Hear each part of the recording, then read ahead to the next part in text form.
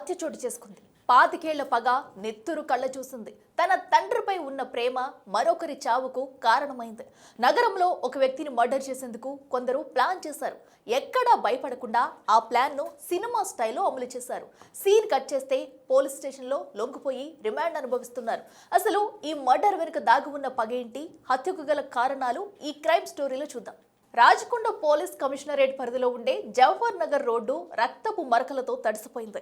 కాల్పుల మోతతో దద్దరిల్లింది. తన తండ్రి మరణానికి కారణం డ్రైవరే అని భావించిన కుమారుడు అతనిని చంపేందుకు స్కెచ్ వేశాడు. తనతో పాటు తన కుటుంబ సభ్యులు, స్నేహితులను హత్య చేసేందుకు రంగంలోకి తిప్పాడు. సినిమా స్టైల్లో రెక్కి నిర్వహించి తుపాకీతో కాల్చి నడి రోడ్డుపై అతి కిరాతకంగా నరికి చంపాడు.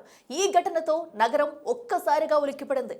అసలు ఈ హత్య ఎందుకు జరిగిందన్న దానిపై దృష్టి పెట్టింది. హైదరాబాద్ లోని మంగళహాట్ ప్రాంతంలో సుదేశ్ సింగ్ అనే వ్యక్తి నివసిస్తూ ఉండేవాడు. అతను 1990 ఆ సమయంలో స్థానికంగా దందాలకు పాల్పడుతూ రౌడీయిజం చేస్తూ డాన్ గా ఎదిగాడు. వసూళ్లకు పాల్పడుతూనే గంజాయి సరఫరా చేసేవాడు. పోలీసులను సైతం అప్పట్లో గడగడలాడించాడు. ఈ క్రమంలోనే అతనిపై ఫోకస్ పెట్టారు పోలీసులు. సుదేశ్ సింగ్ ఆగడాలకు అడ్డుకట్ట వేయాలని భావించారు. 1999లో ప్రత్యేక టాస్క్ ఫోర్స్ టీం ఏర్పాటు చేసుకున్నారు. ఇక సుదేశ్ సింగ్ కదలికలను ఎప్పటికప్పుడు గమనిస్తూ ఉండేవారు. విషయం తెలుసుకున్న సుదేశ్ సింగ్ అండర్ గ్రౌండ్ లోకి వెళ్లిపోయారు. దీంతో అతని ఆచూకీ తెలుసుకోవడం పోలీసులకు కష్టంగా మారింది. ఈ క్రమంలోనే సుదేశ్ సింగ్ అనుచరుడు అనిల్ పై ఫోకస్ పెట్టారు. అతనిని పట్టుకుని సమాచారం కూపీలాగేందుకు ప్రయత్నించారు. ఆ సమయంలో పోలీసులకు అనిల్ టీంకు మధ్య కాల్పులు జరిగాయి. ఈ కాల్పుల్లో అనిల్ ప్రాణాలు కోల్పోయాడు. ఈ ఎన్కౌంటర్ తో సుదేశ్ సింగ్ అప్రమత్తమయ్యాడు. నెక్స్ట్ పోలీసులు తనను పట్టుకుంటారని భావించి సన్నిహితులకు దూరంగా జీవించేవాడు. ఇలా 2000 వరకు సుదేశ్ సింగ్ దందాగిరి నడిపించింది. ఆ తర్వాత ఒక రోజు జిర్రా ప్రాంతంలోని గుట్టలపై సుదేశ్ సింగ్ ఉన్నాడని గుర్తించిన పోలీసులు ఎన్కౌంటర్ చేసి డాన్ను చంపేశారు. ఈ ఎన్కౌంటర్ కు కారణం తన తండ్రి సుదేశ్ సింగ్ దగ్గర పనిచేస్తున్న డ్రైవర్ అని అనుకున్నాడు చందన్ సింగ్. ఈ క్రమంలోనే డ్రైవర్ వెంకటరత్నంపై పగపించుకున్నాడు. పోలీస్ ఇన్ఫార్మర్ గా మారి తన తండ్రిని ఎన్కౌంటర్ చేయించాడని సుదేశ్ సింగ్ కుమారుడు చందన్ సింగ్ భావించాడు. ఎలాగైనా డ్రైవర్ వెంకటరత్నంను అంతమొందించాలని స్కెచ్ వేశాడు.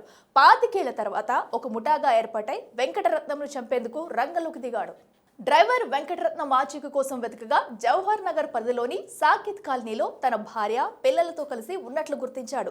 ఇదే సరైన సమయమని భావించిన చందన్ సింగ్ ఒక టీంగా ఏర్పడి హత్యకు పూనుకున్నాడు. తన తండ్రిని పోలీసులు కాల్చి చంపారు కాబట్టి తాను కూడా వెంకటరత్నంను కాల్చి చంపాలని నిర్ణయించుకున్నాడు. అందుకు ఒక తుపాకీ కూడా కొనుగోలు చేశాడు. అంతేకాకుండా చందన్ సింగ్ బంధువులు, స్నేహితులు డ్రైవర్ను చంపేందుకు కత్తులతో సిద్ధమయ్యారు. అయితే రోజులాగే తన కూతురిని కాప్రాలోని స్కూల్లో వదిలిపెట్టి వస్తున్నాడు వెంకటరత్నం. ఈ క్రమంలోనే అతనిని వెంబడిస్తూ 2 వీలర్ పై 2, ఆటోలో మరో 4 అటాక్ చేసేందుకు సిద్ధమయ్యారు. ఇలా తన కూతురిని స్కూల్లో విడిచి వస్తున్న సమయంలో కాపు కాసి కాల్పులకు పాల్పడ్డారు. బుల్లెట్ గాయాలతో కుప్పకూలిపోయిన వెంకటరత్నంపై కత్తులు, వేట కొడవళ్లతో విచక్షణ రహితంగా తల, మెడ, ఛాతిపై నరికి చంపారు. నడి రోడ్డుపై ఘటన జరగడంతో స్థానికులు పోలీసులకు సమాచారం ఇచ్చారు. స్పాట్ కు చేరుకున్న పోలీసులు మృతదేహాన్ని గాంధీ ఆసుపత్రికి తరలించి పోస్ట్ మార్టం నిర్వహించారు. హత్య జరిగిన స్థలంలో క్లోజ్ టీం ఆధారాలు సేకరించారు. అయితే హత్య చేసింది తామేనని చందన్ సింగ్, అతని టీం షాహీనానాయత్ గంజ్ పోలీస్ స్టేషన్లో లొంగిపోయారు.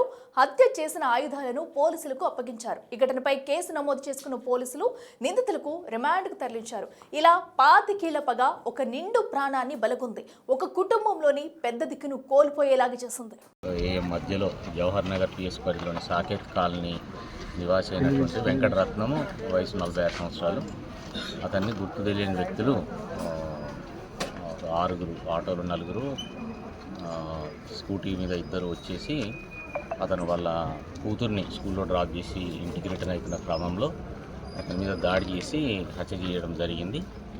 దీనికి సంబంధించి మనకు ఇన్ఫర్మేషన్ రాగానే ఇమీడియట్గా జవహర్ నగర్ పిఎస్ వాళ్ళు రెస్పాండ్ అయ్యి దానికి సంబంధించిన దర్యాప్తు, హత్యకు గల కారణాలను, హంతకులను ట్రేస్ చేసే పనిలో ఉన్నారు.